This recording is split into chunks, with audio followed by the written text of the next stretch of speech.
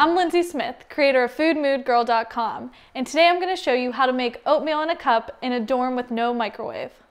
In order to make this recipe, you'll need the following ingredients: 1 mason jar, 1/3 cup of rolled oats, 1 mashed banana, 1/2 cup of almond milk, 1 tablespoon agave nectar, 1 teaspoon of cinnamon, and 1/2 teaspoon of pure vanilla extract.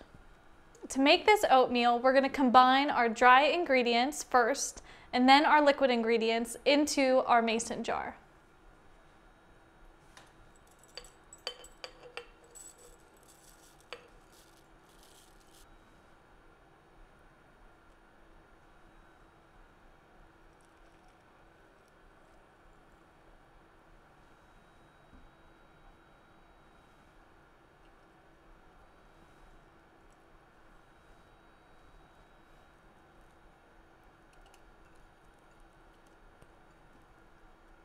Once all your ingredients are in the mason jar, you're going to close the lid and shake it up.